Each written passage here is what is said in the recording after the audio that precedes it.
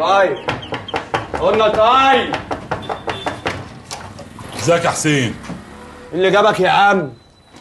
جاي اديلك حقك يا حسين. حق يا حق اللي هو تمن دم نور. ها انت عبيط ولا ايه؟ ورحمة امي يا حسين، لو كنت اعرف ان هي اختك ما كنت لمست شعره منها، حتى لو كنت اتحبست فيها. بقول لك ايه، انا ولا هيفرق معاك الكلام ده كله، ولا عايز اشوف منك حاجه، ولا عايز اشوف وشك اصلا. اتكل على الله يا عم. حقك وانا مقدر، بس الفلوس والورق ما يخصنيش يا حسين، ده يخصك انت يا اسطى. وعلى فكره يعني اوعى تفتكر اللي حصل ده ممكن يخليني اجي على حقك ومالك. لا مش انا، مش عوض يا حسين. بقول لك يا اخويا، اللي حصل حصل، بالغلط بقى بالصح. اديك قتلت اختي، مش انا قادر اللي انت تيجي تراضيني بشنطه فيها فلوس وكام ورقه. انت عبيط ولا ايه؟ يا نهار اسود، هو انت اللي قتلت نور؟ خش جوه.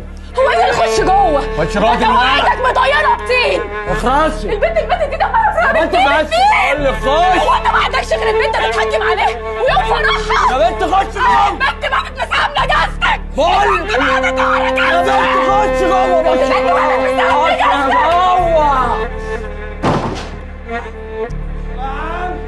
عم عاوزك ابقى اكلمك يا عم. اتكل على الله. ماشي يا حسين، متشالين، وانا نصيبي مش هيمسه غير ما تيجي انت تدوني بايدك. سلام. يلا يا عم افضل.